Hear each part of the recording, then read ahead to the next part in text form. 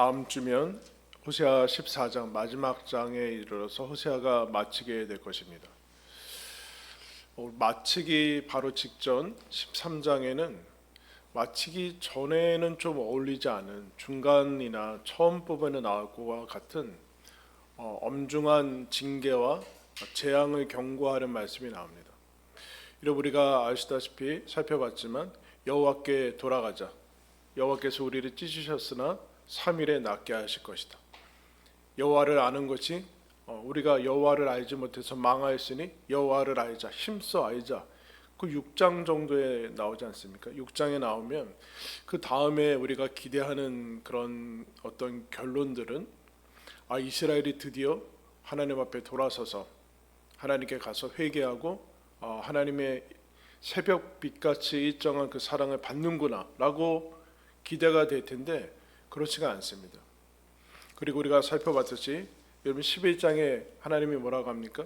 내 사랑이 너희들을 어떻게 놓겠느냐, 불붙는 사랑같이 하나님의 긍휼이 하나님 속 안에서 타들어간다 라고 이제 어떻게 보면 대단히 멋진 그런 말씀을 하시는데, 그러면 그 사랑에 돌이켜서 12장, 13장은 이렇게 어떻게 보면은 긍정적인 모습으로 나와야 되는데, 지난 시간에 살펴본 12장도 그렇고 13장은 호세아가 한 20장까지 가나?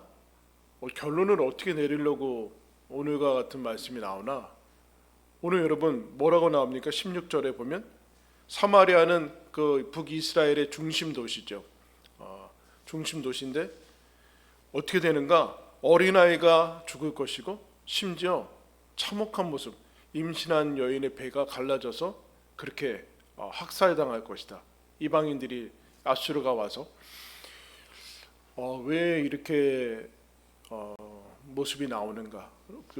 왜 하나님께서 호세아의 그 신실한 호세아 선지자가 음란한 여인을 만나서 계속해서 찾아가서 다시 찾아오고 사랑하는 그 모습에 왜 이와 같은 모습이 또다시 반복이 되는가? 앞에서 나온 말씀이 뭔가 전환이 되고 발전이 되고 이스라엘이 좀 더 나아진 모습으로 가는데 그렇지 않고 지하인 줄 알고 지하가 이제 끝이라고 알고 내려갔는데 더 내려가네. 지하 2층이 있고 2층 내려갈 때 3층이 있고 막 지금 그런 상황이에요. 이거 어떻게 끝을 맺으시려고 하는가라는 생각을 하게 되죠. 오늘 우리가 읽은 말씀에 보면은 거의 사망과 죽음의 분위기가 처음부터 끝까지 나옵니다. 1절에 에브라임은 북이스라엘의 가장 큰 지파였고 가장 그 창성한 지파였죠. 요셉의 지파가 에브라임과 므낫세로 나뉘면서 요셉을 하나님께서 들어 쓰시는 모습이 나오는데 북이스라엘에서는 가장 강력한 그런 이제 에브라임이 가장 강력한 지파였습니다. 그러자 어떻게 했는가? 이제 에브라임이 힘이 세지니까 어떻게 했다고 그래요? 이스라엘 중에서 자기를 높였다. 스스로 높여서 그 다음에 어디로 가는가? 바알을 숭배하더라. 높아져서 마음이 이제 하나님을 떠나고 바알을 범죄하자 망했다. 그렇게 얘기하고 있습니다. 그럼 어떤 망했다? 우리는 망하지 않았는데, 여러분 바알 범죄가 시작될 때 여러분 이스라엘은 망하지 않았습니다. 경제적으로, 정치적으로, 외교적으로 풍성한 길을 걸었어요.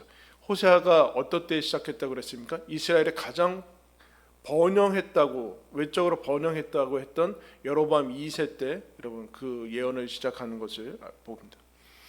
그런데 여기서 끝나지 않고 이미 바알 범죄가 시작할 때 하나님이 망했다고 그랬는데 그 다음에 어떻게 하는가? 아무런 증상들이 안 나타났다고 스스로 판단을 하는 거예요. 그래서 2절에 뭐라고 하는가? 더욱더 범죄했다 이렇게 얘기합니다. 바알 범죄 자체가 망한 것인데 그것을 알아차리지 못하고 이스라엘은 더욱더 범죄에서 정교하게, 더 멋지게, 더 크게 막 금 입히고, 그래서 이제 우상들을 이제 신상들을 만들어내고 거기 앞에 절하고 음식을 갖다 놓고 뭐라고 그래요? 그 송아지 앞에 입 맞췄다 그렇게 얘기하고 있습니다. 그런데 아시다시피 여러분 우상이라는 것 자체가 사람이 없는 것을 만들어낸 것 아닙니까? 그러니까 그것 자체가 허무한 것이고 아무것도 남지 않는 것이다. 그래서 4가지 비유를 들죠. 그것은 아침에 사라지는 구름 같을 것이고 사라지는 이슬 같을 것이고 광풍에 날려가는 알곡이 아닌 쭉정이 같을 것이고, 그리고 연기, 굴뚝에서 나는 연기 같을 것이다. 다 사라질 것이다. 허무할 것이다. 아무것도 남지 않게 되는 인생을 살아가고 있다. 그게 이제 자기를 높인 결과 우상 숭배의 모습, 계속해서 나타나는 모습을 이제 보여주고 있습니다. 그 다음에 그러면 어떻게 되는가? 5절에 내가 마른 땅에서 너를 알았거늘 그들이 먹여준 대로 배가 불렀고 배가 부르니 그들의 마음이 교만하여 이로 말미암아 나를 잊었느니라. 그 다음에 거기서 멈추지 않고 하나님이 옛날 얘기를 하세요. 너희들이 광야에서부터 내가 너만을 알았다. 너희들만을 사랑해서 구원해서 광야에서 먹이고 입히고 해서 가나안 땅에 들어가게 했다. 광야에서 너희들이 먹여주니까 그 다음에 배가 불렀으면은 여러분 그 다음에 어떻게 돼요? 감사하고 그야말로 그 먹고 살 걱정이 아닌 그것을 넘어서는 것들에 그 충성하고 해야 되는 거 아닙니까? 그런데 그렇지 않고 그들이 동일한 얘기를 하고 있어요. 마음이 교만해졌다. 그렇게 해요. 여러분 그러면 늘 배고파야 되는 거예요? 그렇지 않죠. 이스라엘이 무슨 변명을 합니까? 하나님, 우리가 하나님 잘 못 섬긴 것은 배고파서 그럽니다. 먹을 거 없어서 그렇고 힘들어서 먹고 살기 바빠서 그렇지. 그래? 40년 내내 만나가 내리고 물이 나오고 전혀 먹고 사는 것에 아무런 그 시간과 그런 것에 투자하지 않아도 되는 것을 보여줘. 그러자 어떻게 하는가? 그래도 안 섬기더라. 그러니까 핑계인 것이죠. 우리가 여기서 속으면 안 됩니다. 뭔가가 채워지면 내가 하나님을 더 섬기겠다. 천만에요. 그거는 그거와는 상관이 없는 부분이에요. 근데 이스라엘이 마음이 교만해져서 그 다음에 어디로 가는가? 이제 하나님이 없어도 되고 하나님이 잊어버리는 것이죠. 우리에게는 이와 같은 것들이 있으면 되고 지금과 같이 계속 이 수확이 되고 이 땅에서 충분히 살 수 있다라고 합니다. 그러자 하나님이 어떻게 하는가? 하나님이 이렇게 하시는 건 아니죠. 하나님이 갑자기 이들에게 먹을 것을 주시고 입혀주시고 하는 하나님 아버지가 이들에게 갑자기 어떤 식으로 이들이 다가오는가? 그 다음에 여러분 7절 8절 보면 하나님이 그들에게 사자 같고 표범 같을 것이고 새끼 이름 곰같이 될 것이고 암사자같이 들짐승이 돼서 하나님이 일부러 이런 것이 아니라 하나님이 그들이 잊어버리니까 그동안 친근했던 하나님이 원수와 같이 여겨진다는 거죠. 여러분 가끔 동물의 세계 같은 거 보십니까? 뭐 이제 어떤 프로그램 같은 거 저는 가끔씩 이제 동물 그 세계 보거든요. 그 사자 이런 애들 정말 불쌍하더라. 건기 되면 뼈밖에 안 남고 초식 동물 올 때까지 거의 죽어 나가 진짜. 너무 동물의 왕은커녕 그냥 초식 동물한테 잘못해서 사냥하다가 그 얼룩말 같은 거 뒷발질 차이면 그냥 죽어요. 근데 사냥할 때 보십니까? 사냥할 때 가서 목 딱 물고 숨 질 때까지 하는데 그 다음에 이제 다 그 모습을 드러내면서 이런 얘기를 하는 뒷짐승 같이 내가 너희를 찢을 것이다. 이런 경고를 해주고 있어요. 하나님이 일부러 하는 것이 아니라 그들이 이것들을 자초하고 있는 모습을 보여요. 교만하고 마음이 높아졌다. 이게 어떻게 보면 영적인 상태에 대해서 얘기하는데 그러자 9절부터는 이렇게 얘기합니다. 이스라엘아 내가 패망하였나니 이는 너를 도와주는 나를 대적함이라. 그 다음에 어떻게 되는가? 그것을 하나님이 역사적으로 얘기를 하고 있어요. 호세아는 이미 북이스라엘로 해가지고 끝까지 악한 왕이 되는데 너희들이 나를 버리는 그 모습으로 왕을 요구했다. 이방 나라들처럼 왕을 요구했다. 사무엘 다음에 사무엘의 자녀들이 사사의 역할들이 제대로 하지 못하니까 하나님 앞에 나아가는 것이 아니라 사무엘한테 가서 하나님 사무엘이여 우리도 왕 주십시오. 이방 나라들처럼 왕 주십시오. 사무엘이 대단히 심각한 모습으로 돌아가자 하나님이 줘라. 그들이 원하는 대로 해줘라. 그들이 너를 버린 것이 아니라 나를 버렸다 하면서 왕정제도가 시작이 됩니다. 그리고 나서 사울, 다윗, 솔로몬 그 이후에 이제 남북이 나뉘면서 북이스라엘은 끝까지 갔는데 호세아서는 북이스라엘의 마지막에 거의 예언을 하는 사람인데 마지막 왕인까지 가서 이제 망하죠. 왕이 없어지죠. 지금 그러면서 너희들이 그토록 원했던 왕은 너희들을 위해서 무엇을 하느냐? 어디 있느냐? 재판관들은 어디 있느냐? 여러분 여기에서 이제 북이스라엘의 왕들은 자기들끼리 권력 다투면서 모반하고 막 6개월 있다 죽이고 1년 있다 죽이고 애굽에 붙었다 아수르에 붙었다 뭐 백성들을 우상 숭배시키는데 앞장하다가 결국에는 아수르의 침범을 받아서 다 완전히 비참한 역할들을 하는 것에 하나님이 그 얘기를 하는 거죠. 패하게 돼. 11절에 내가 분노함으로 너에게 왕을 주고 진노함으로 패하였다. 그러면서 13절에 다시 비유를 드시죠. 너희들은 이슬과 같고 구름과 같고 연기 같고 찢겨 죽이는 그런 동물인 같고 13절에 보면 해산할 여인인데 해산하는 여인이 와서 해산하는 진통이 왔는데 아기를 낳지 못해요. 아기가 나오지 못해요. 지혜 없는 아기라고 그렇게 얘기해요. 해산하는 고통이 왔는데 이스라엘은 전혀 변하지 않고 있다. 그런 얘기를 합니다. 왜 그런가? 에브라임의 불의와 죄가 가득하고 전혀 변화되지 않고 있다. 마지막에는 15절에 보면은 그들은 결실하지만 동풍이 불어와서 다 모든 샘 근원과 함께 극심한 가뭄과 모든 것이 다 사라지게 될 것이다. 그리고 아수르가 외적의 침입으로 인해서 모든 것들은 약탈될 것이고 아까 살펴봤듯이 16절에 하나님의 배반함으로 다 끝날 것이다.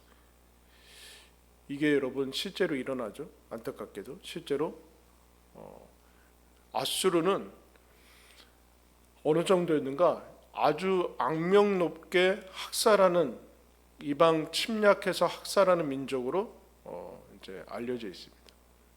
뭐 그렇게 뭐 사람같이 볼 이유가 없죠.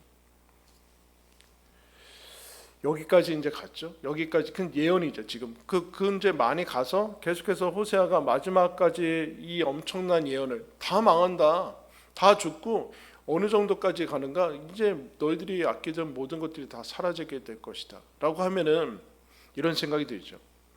그러면 뭐하러 지금 이 말씀을 하시는가? 이 말씀을 왜 하시는가? 호세아를 통해서 왜 이렇게 목이 터져나가도록 또 얘기를 하시는가라고 물어야 되죠. 아니 더 나아가서 이 정도의 상태고 이렇게 가는 거라면 패망하고 망하고 이제 뭐 나라가 다 이제 끝까지 가고 이제 더 이상 갈 데가 없는 상태면 하나님이 뭐하러 예언을 하시고 하나님의 역할은 무엇인가? 하나님은 뭐 어떻게 하시겠다는 건가? 우리를 죽이시고 이렇게 망하게 할 것이 하나님의 역할이 다인가라고 묻게 되죠. 사도 바울이 로마서 7장의 마지막 절에 그렇게 얘기를 하죠. 오호라 누가 이 사망의 몸에서 건져낼 것인가?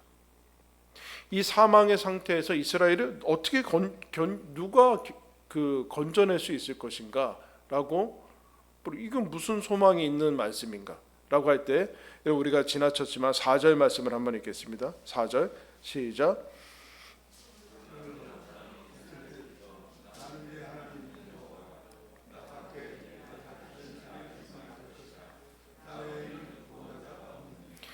자, 1계명이죠. 1계명. 10계명 중에 제 첫 계명. 사실 첫 계명이 끼워지지 않으면 2, 3, 그 다음부터는 아무 의미가 없어요, 여러분. 그 흔히 인간 사이에 얘기하는 그 윤리, 그런 내 부모를 공경하라, 도둑질하지 말라. 이거는 앞에 계명들이 되어지지 않으면 사실은 되어질 수 없는 거예요. 그런데 오늘 하나님이 뭐라고 하는가? 이 엄청난 재앙과 징계와 멸망의 말씀 가운데 그 얘기를 하는 거죠. 나밖에는 하나님이 없는데 너희들은 다른 신들을 섬기고 나 외에는 구원자가 없다. 그런데 이스라엘이 하나님 외에 하나님 밖에 구원을 의지하는 것이 뭐였습니까? 오늘 본문을 한정시키면 에브라임의 힘이죠. 힘. 에브라임의 힘이고 우리가 섬기는 바알, 그 송아지, 그와 같은 것들이 우리의 생명을 책임질 거라는 신으로 섬기고 있어요. 그 다음에 뭐였습니까? 배부름. 부와 풍요가 자신들을 지켜나갈 수 있는, 자신들을 구원해 나가는 신이라고 여기고 있어요. 그래서 여러분, 하나님 없는 어떤 것들은 그 마지막에 아까 허무하다 그랬는데 그래서 그 허무를 해결을 못해요. 이건 인류 역사가 그랬어요. 선진국이라는 것은 결국에는 경제적인 것으로 주로 따지잖아요. 그 선진국들이 앞서간 선진국들이 거기 갔는데 그 다음에 인간의 가장 기본적인 것들에 대해서 그리고 인간의 이 영혼에 대한 부분에 대해서 해결해 줄 줄 알았는데 해결을 하지 못해요. 거기에서 여러분 허무가 나오고 허무주의와 일탈과 막 어떻게 할 수 없는 부분들이 나오게 되죠. 이들이 지금 그러고 있고 하나님 외에 신이 뭐였습니까? 아까 바알과 그리고 하나님 없는 우상 숭배 그리고 스스로 마음을 높여서 자기가 신이 되는 그런 모습들 그리고 배부른 모습 그리고 그 다음에 왕과 재판관들을 세우면 우리가 정치와 경제의 어떤 시스템과 제도를 그리고 조직을 잘 세우면 하나님이 없어도 된다라는 신들을 자꾸 세워나가죠. 인간이 만들어낸 것들. 그런 거 세우지 말고 나밖에는 하나님은 없다 라는 거예요. 그런 것이 불필요하다는 것이 아니라 하나님이 있은 다음에나 역할들을 해나가죠. 그런데 여러분 이 이외의 하나님을 가지자 이스라엘은 망하죠. 하나님을 떠나서 스스로 마음을 높이고 교만해지고 아까 뭐라고 했습니까? 너를 도와주는 일을 대적했다. 그게 패망이다. 그렇게 얘기해요. 9절에 이스라엘은 패망했다고 얘기하고 있어요. 아직 패망하지 않았거든요. 근데 그 패망이 무엇인가? 너를 도와주는, 너를 유일하게 도와주는 하나님을 대적하는 게 이미 망한 거다. 그러게요. 그러면 여러분 왜 이스라엘이 왜 이럴까? 하나님을 몰랐던 사람들도 아니고 하나님을 알았던 사람들이 왜 급속하게 하나님이 아닌 것들로 하나님의 자리를 채워나가면서 그렇게 할 것인가? 라는 것이 무엇인가? 오늘 우리가 읽은 말씀이 왜 이 사람들이 이렇게 하나님 아닌 것에 다른 것에 집착하는가? 이들에게 가장 강력한 힘을 발휘하는 것이 무엇인가? 여러분 13장에 전체적으로 그 분위기를 장악하고 있는 것이 뭐라고 그랬어요? 사망이라고 그랬어요. 사망. 여러분 사람이 뭘 제일 두려워하는 것 같아요? 여러분은 뭘 제일 두려워해요? 죽음입니다. 죽음이 그래서 성경은 뭐라고 합니까? 사망이 모든 사람에게 왕노릇한다 그렇게 얘기하고 있어요. 왕노릇한다. 다르게 얘기하면 모든 인간이 사망과 이 죽음이라는 것에 모두 다 끌려다니고 거기다 머리를 숙이고 조아리고 있다는 거예요. 사망. 왜 배부르면 하나님을 떠나? 왜 배부른 거와 그 이스라엘의 송아지와 뭐 정치와 뭐 왕과 이런 거에 집착하는가? 안 죽으려고 하는 거예요. 이러면 더 오래 살 수 있다. 이 생명을 유지할 수 있다라는 착각을 가지게 되죠. 사망과 재앙과 그래서 하나님이 반대로 얘기해요. 재앙이 올 것이고 망할 것이고 근데 그 망하는 게 단순히 육체적인 죽음 그런 거 아니다라는 그런 거 아니다. 하나님을 떠나고 대적한 것이 망하는 것이고 하나님을 떠난 것이 사망이다. 그런데 사망의 권세와 그 공중의 권세 잡은 마귀가 사망을 가지고 이 죽음이라는 것을 가지고 인간들을 왕노릇하면서 이제 가죠. 사망을 섬긴다라는 거. 사망을 섬기는 것에 두 가지 모습이 나타나는데 사망을 어떤 식으로 섬기는가? 이렇게 섬기죠. 사망을 도피처로 삼는 거예요. 이런 거예요. 죽으면 다 끝이라는 거예요. 여러분 죽으면 다 끝이고 없어지고 아무것도 없어지고 뭐 다 무의 상태로 돌아가니까 그러면 어떻게 할까요? 이 땅의 삶을 어떻게 살까요? 이 땅 자체가 허무주의죠.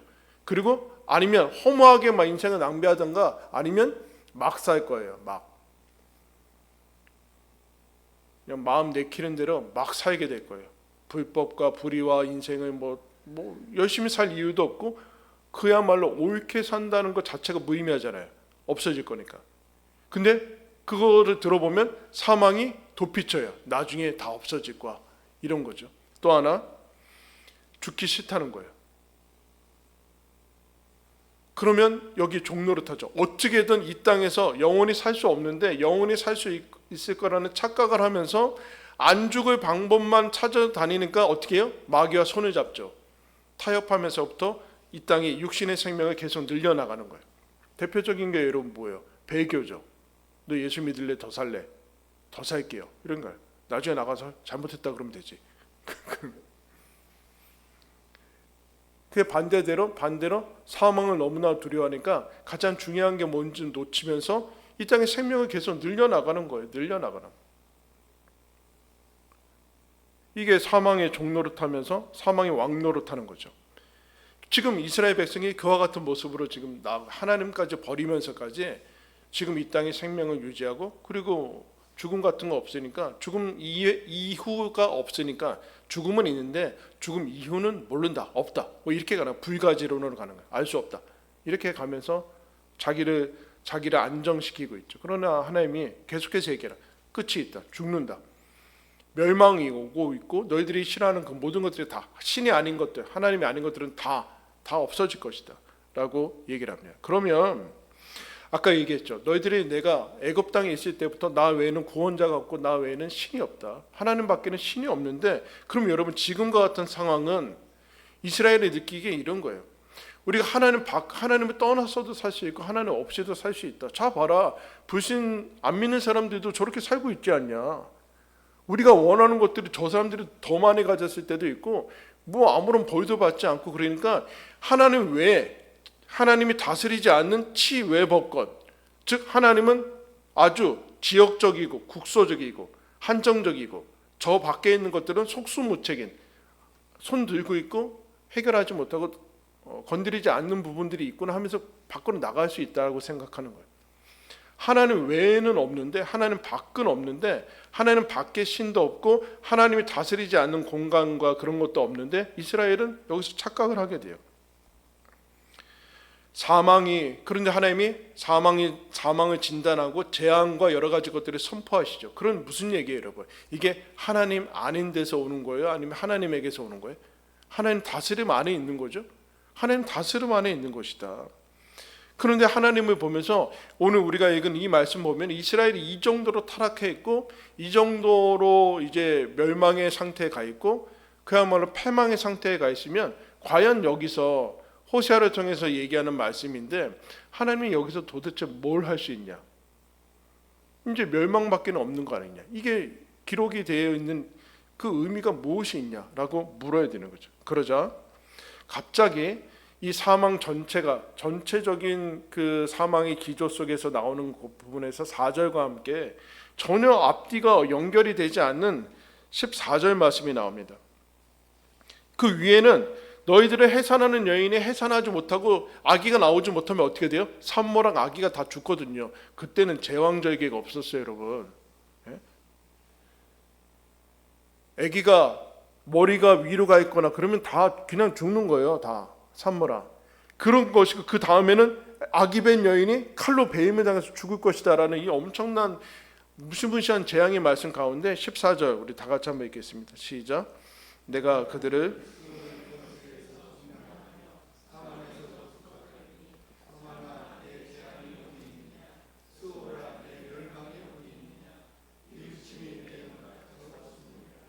하나님, 이 최악의 상태, 바닥 아닌 더 바닥에 있는 상태, 이스라엘은 이미 패망한 상태고 엄청난 재앙이 바로 코앞까지 와 있는 상태에서 이스라엘은 하나님을 떠나는 아닌, 하나님 아닌 다른 신들이 있다고 섬겨왔고, 그러면 하나님은 그거 가만 놔두고 있는 거 아니냐? 왜 여기까지 가만 놔두셨냐? 뭐하러 이제 와서 호세아를 통해서 얘기하면서 뒷부구 치시고 뭐 하시는 거냐? 하나님이 구원자라며 하나님 외에는 구원자가 없다고 얘기하시면서 뭐하러 그거를 얘기를 하시냐? 지금 이 얘기를 갑자기 얘기를 하고 있어요. 너희들은 사망이 가장 센 것 같으냐?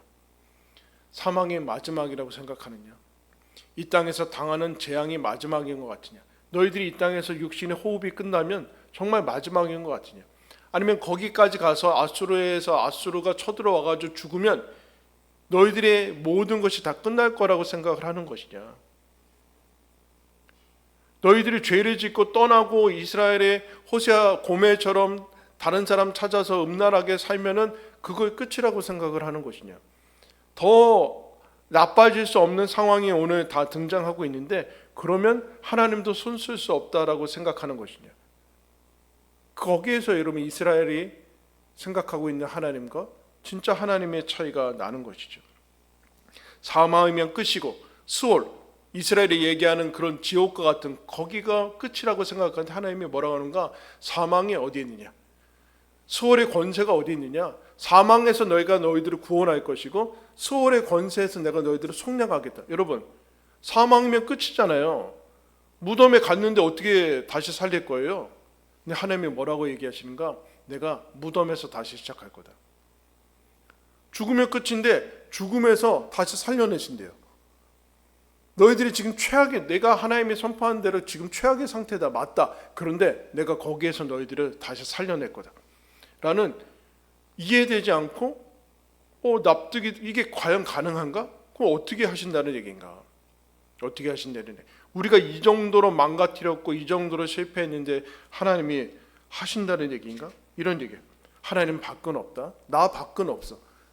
모든 것이 내 안에 있는데 너희들이 그 사망, 나와 끊어지고 대적하는 그 사망의 상태까지 가서 이와 같은 모습이 있을지라도 아수르가 쳐들어와서 북이스라엘에 망해도 끝나지 않는다.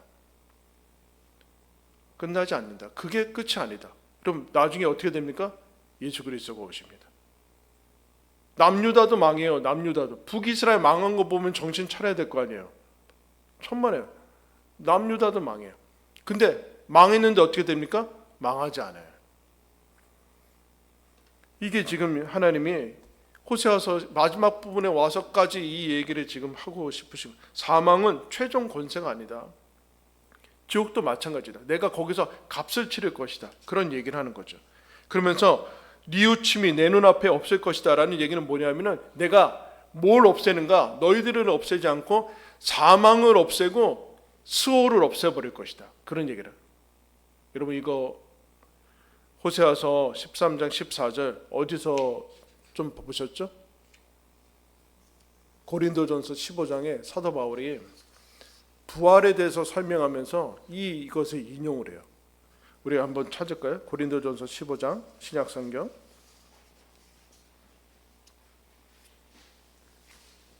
고린도전서 15장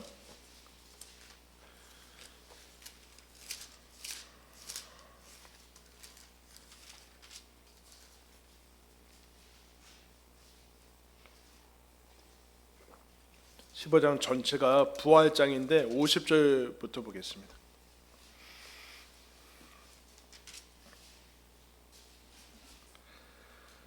한 절씩 교독하겠습니다.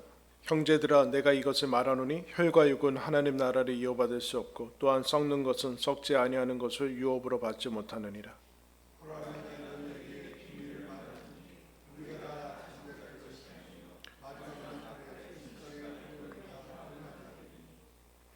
나팔 소리가 나매 죽은 자들이 썩지 아니할 것으로 다시 살아나고 우리도 변화되리라.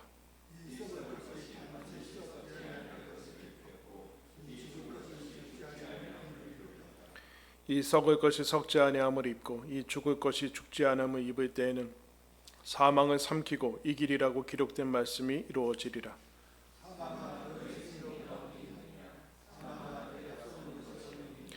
사망이 쏘는 것은 죄요 죄의 권능은 율법이라.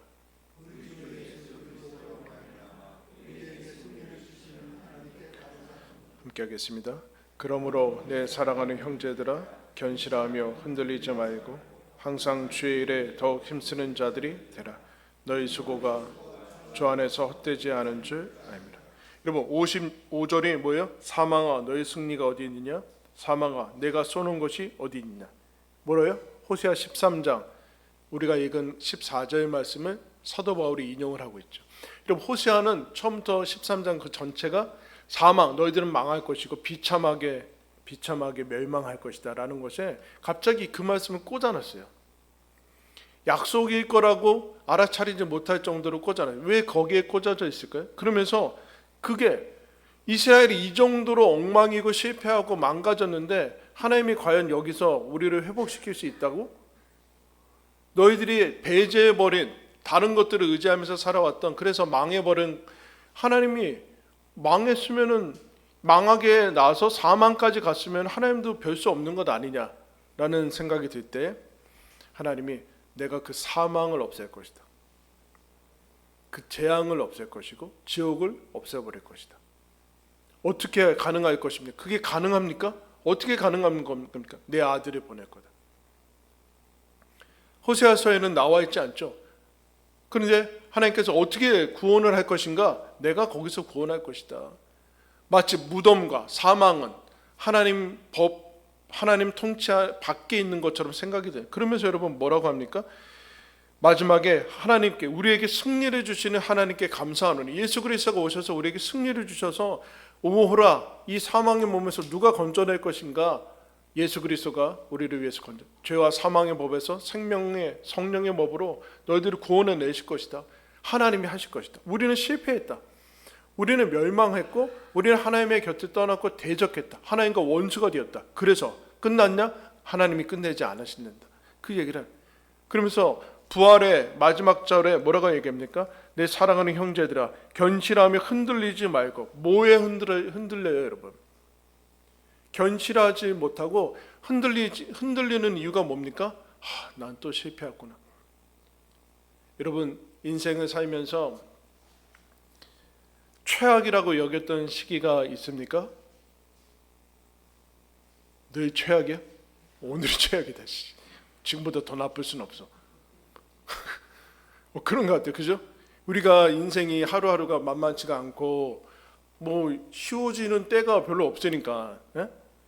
중학교 가고 고등학교 가면 쉬워져야, 대학교 가면 쉬워져야 되고, 그 다음에 취직하면 쉬워져야 되고, 결혼하면 쉬워져야 되고, 애 낳으면 쉬워져야 될 거 아니야.